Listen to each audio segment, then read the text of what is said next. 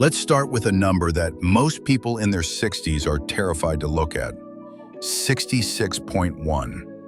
According to the World Health Organization, that is the average healthy life expectancy in the United States.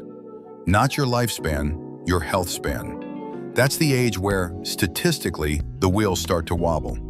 If you're sitting there at 60 today, look at the calendar. If you're average, you have 6 years of high-quality, active, independent life left. Just 6. It's sobering, isn't it? We spend our entire lives acting like we have all the time in the world. We say, "I'll travel when I retire," or "I'll get in shape once the kids are settled." But time is a predatory lender. It's been charging you interest for decades, and now it's coming to collect. The biggest mistake I see people make at this age, and I've seen it hundreds of times, is acting like they still have 40 years of runway. They don't. You don't. And if you're married, the odds of one of you facing a major health hurdle after 66 are even higher. Most people are going to ignore what I'm about to say. They'll keep rushing, keep worrying about their neighbor's opinion, and keep chasing one more dollar. And they'll spend their final years wrapped in bitterness and what-ifs. But you're here because you want to know the truth.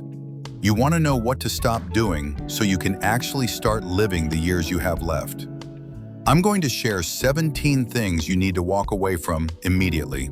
No sugarcoating, no fluff. Just the honest reality of how to finish this race with your head held high. Because at 60, you don't have the luxury of being wrong anymore. Before we go any further, I want you to look at 2 different versions of your future. Version A is the default path. This is the person who works until 75 because they're afraid of their bank balance. They spend their weekends comparing their lawn to the guys next door. They hold on to grudges from 20 years ago like they're badges of honor. By the time they actually stop, they're too tired to move. That's the path of the shackled. Then there's version B. This is the intentional path. This person understands that money is just a tool, not the destination. They've dropped the baggage of judgment. They've realized that being just Joe or just Mary is far more powerful than any corporate title they ever held. They are healthy, they are present, and they are at peace. Which one do you want to be? If you're ready to choose version B, then you're in the right place. We're building a community here of people who refuse to fade away. We're trading busyness for purpose. If that sounds like the life you want, hit that subscribe button. We don't do senior fluff here. We do life-changing truth. And while you're at it, hit the like button. Not for me, but so the algorithm finds another 60-year-old who's currently drowning in stress and shows them there's a better way. Let's make this second act count together. Now let's talk about why you're currently stuck. The problem isn't that you don't know what to do. It's that you're carrying too much luggage. For 30 or 40 years, you've been rewarded for rushing. You prided yourself on being the one who could juggle 10 balls at once. You rushed through vacations. You rushed through dinner. You even rushed through your kids' childhoods. And now, at 60, you're still in 5th gear, but the road is running out. You're trapped by the shackles of money. We've been conditioned to think that one more year of work, one more promotion, or one more zero in the 401k will finally buy us permission to be happy. But it's a lie. More money above a certain threshold doesn't buy happiness. It only buys more stuff to manage. You're also trapped by the lone wolf syndrome. You think you have to figure out retirement on your own. You think asking for a second set of eyes on your finances or your health is a sign of weakness.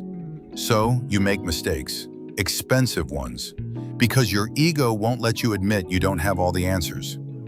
Worst of all, you're trapped by the Joneses. You're still worried about what people think of the car you drive or the house you live in. Here's the brutal truth. They aren't thinking about you. They're too busy worrying about their own hair, their own debt, and their own problems. You are living your life for a jury that isn't even watching the trial. And let's talk about health. You've been saying, "I'll start eating right when I retire." You're treating your body like a rental car you plan to return in a few years, but you don't get a new one. You're delaying your health focus while your health span is actively shrinking. That's not a plan, that's a gamble you're going to lose. So, how do we fix this? We start the great elimination. Here is exactly what you need to stop doing right now. First, stop acting like you have time. Wake up and realize that someday is today. If you want to see the Swiss Alps or take your grandkids to the beach, do it now, not next year, now. Second, stop the comparison. Retirement is the one time in life where everyone wins. Stop looking at portfolios. Stop judging others' choices. You don't know the hidden burdens they're carrying, the health issues, the family struggles, the silent pain. Just move on. Third, stop going it alone. Get a pro to look at your plan. Whether it's your health or your wealth, you have blind spots. A second set of eyes can find the errors you've proofread 5 times and still missed. Fourth, stop the "I love my job" lie. You might like your work, but don't let it define you. Remove the shackles. Discover who you are when you aren't the boss. Love people. Use your job. Fifth, stop searching for happiness in things. Joy is found in relationships and experiences, not in a new SUV. Get out of the corporate world as soon as the numbers make sense. Don't work one more year for a slightly bigger thing you'll regret buying at 75. Sixth, stop the fear. Ask yourself, what would I do if I wasn't afraid? Trust the ability to adapt that has served you for 60 years. It's not going to fail you now. And finally, stop the grudges. Holding a grudge is like drinking poison and waiting for the other person to die. It eats you from the inside out. If you have a problem with someone, settle it or let it go. You don't have enough time left to spend it being angry. When you finally stop doing these things, the world changes. It's like downshifting from 5th gear into 2nd and finally being able to see the scenery you've been blurring past for decades. The benefit isn't just relaxation, it's clarity. You'll start to wake up with a sense of gratitude that isn't forced. You'll list your family, your friends, and your faith, and you'll realize that you already have everything you need. The missing pieces of your life will suddenly feel insignificant. You'll experience connection. You'll have the time to tell your best friend they're your best friend. You'll have the emotional space to tell your kids you're proud of them, not for what they've achieved, but for who they are. These are the moments that make a life, and they're finally within your reach because you stopped rushing. You'll find true identity. There is a massive, quiet power in being just Joe.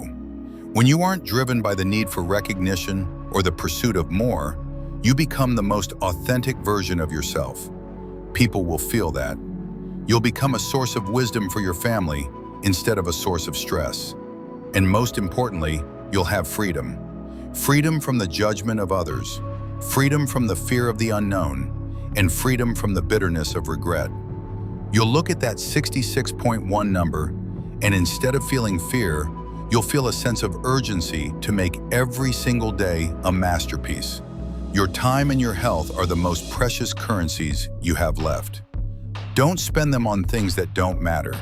Drop the habits that are weighing you down. Embrace the people who lift you up, and start living your second act with intention. I'm Joe. I've been retired for 7 years, and I can tell you from the other side, the water is fine. Come on in. Before you go, do one thing for me. Call one person today, a child, a sibling, or a friend, and tell them one specific reason why you're glad they're in your life. Don't wait. You don't have as much time as you think. I'll see you in the next one.